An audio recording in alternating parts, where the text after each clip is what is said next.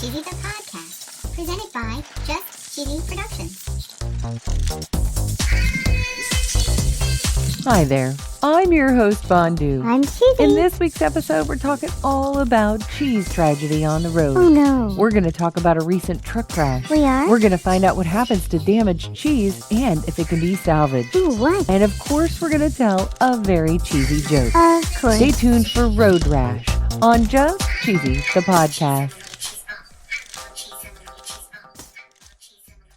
I love it when we start off with my favorite segment. This week in cheese. This whole episode is built on an article I read this week. Whoa. According to ABC's 17 News, a tractor trailer loaded with cheese crashed on I-70 westbound on the west side of Boonville on Thursday. Oh no. Fortunately, the driver wore his seatbelt and had minor injuries. Thank goodness. But that cheese, it wasn't as lucky. Aw. The walls of the trailer were utterly destroyed and the cargo was visible all over the road. Aw. The cheese inside was sealed in packages and it was wrapped on pallets. Whoa. But it became visible to every single passing car Oh no. on one of the busiest highways in the Midwest. Oh boy. Highway patrol responded. Oh. Cleanup crews were called. Whoa. Traffic slowed to a crawl. Oh boy. And of course, the cheese became a public spectacle. Of course. But this is not as unusual an occurrence as one might think. It isn't? We've covered this type of incident many, many times on this show. Oh yeah. In fact, a quick review of the internet for any other crashes in the last 10 years, well, there's quite a few. There are? Nacho cheese was spilled all across a highway in Arkansas in 2023. Ew. 2025, hundreds of boxes of mozzarella spilled in Pennsylvania. Whoa. In 2024,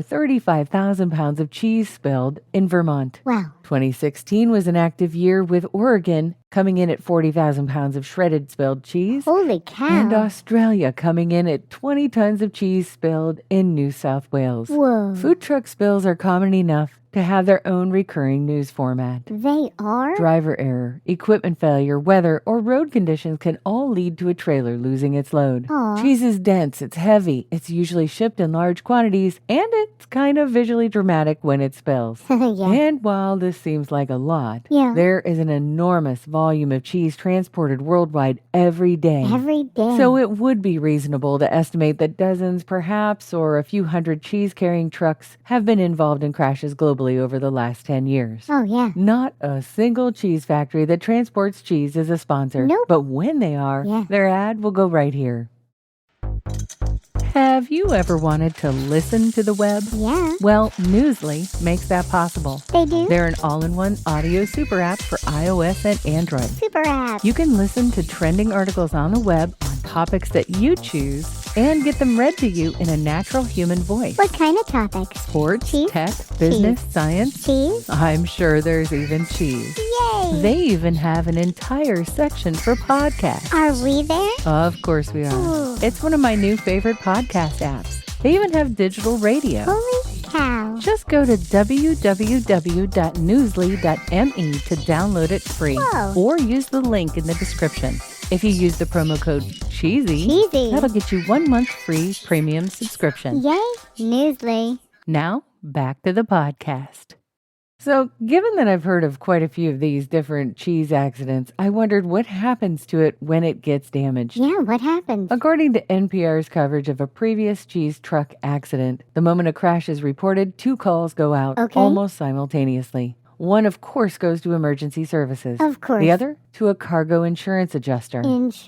NPR described a senior claims adjuster Okay. who got in his car with a camera and a recorder the morning after a cheese truck crash. Ooh. And he headed straight to the scene. He did? His job was not to help with the crash, Oh. but to figure out what the cheese is worth, Oh. what condition it's in, and what can be recovered. Whoa. And according to the Pearl Insurance Cargo Coverage Guide, standard cargo insurance for food transport includes coverage for debris removal, Oh, my. meaning the cost to clean up the spilled product after an accident. Ooh. It also covers spoilage in Ugh. cases where refrigeration units units fail. Okay. And they say that the trucking company's insurer and the cargo owner's insurer both have a financial interest on how much of the load can be saved. Saved? The more that can be salvaged or sold, Sold? the less the total claim. Okay. I literally had no idea Nope. that they would actually salvage and sell this material. Me neither. Once the adjuster arrives, the assessment begins. Okay. According to NPR's coverage of Mike Mentuck, a professional food salvage operator, the salvage business exists precisely for moments like this. Whoa. So Mentuck described his work as dealing with millions of dollars worth of slightly damaged goods after truck overturns and warehouse fires. Oh. This included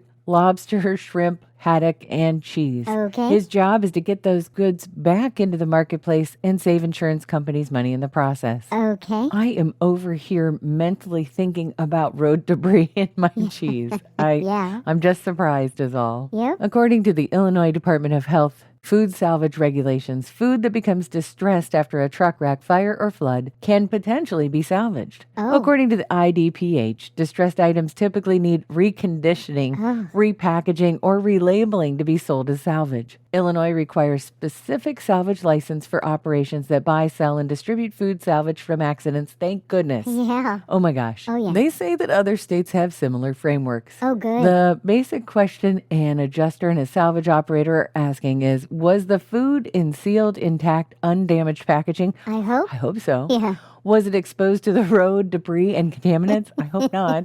Yeah. And was it kept at the right temperature? Was the cold chain broken?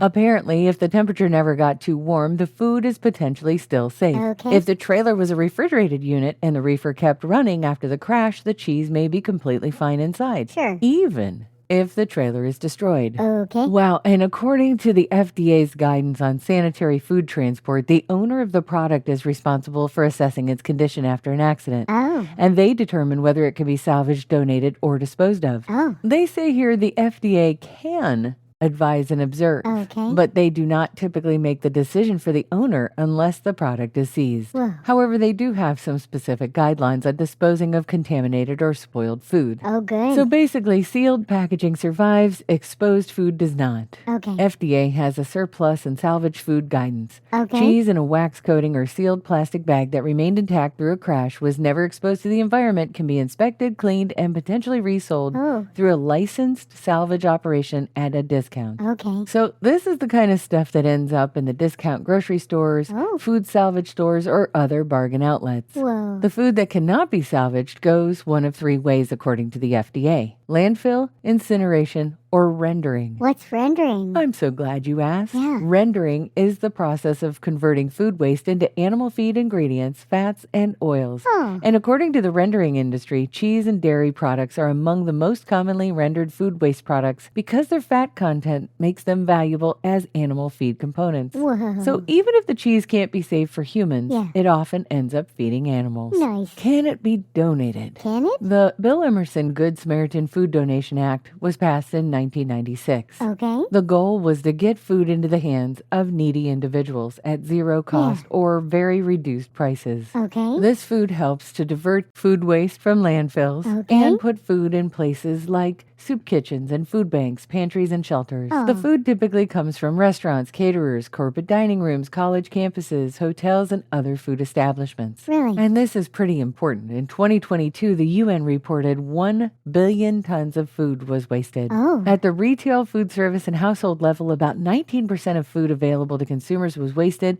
and about Oh, no. 13% of the world's total available food was lost in the supply chain. Like the stolen Kit Kat? Just like those Kit Kats, you're right. Yeah. So we don't actually know the outcome of that Missouri State accident. Aw. By the time the cleanup was complete, several hours had passed since the crash. Uh-oh. Whether the refrigeration unit kept running or whether the packaging stayed intact and whether the temperature held Ooh. are all questions only the adjuster and the cargo owner can answer. Whoa. The cheese may have been salvaged, it may have been rendered, and it might be sitting in a discount grocery store in Boonville right now. I'm ready for a joke, Fondue. Okay. What did the reporter call the overturned cheese truck? Ooh, I don't know. A wheelie big problem. Ha ha ha. That's not the joke I expected. Okay. You mean you were thinking of one like this? Okay. Did you hear about the cheese truck that crashed on the highway? Oh, yeah. Observers say nothing was left but debris.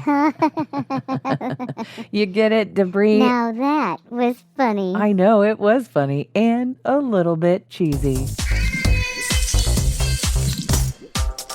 Thanks for listening to Just Cheesy the Podcast, episode Road Rash. Thank you. From an interstate crash to a discount shelf somewhere, cheese has a longer journey than anyone thinks. Oh, yeah. To hear more stories like this, find us at justcheesy.com or wherever you get your podcasts. And stay cheesy, everybody.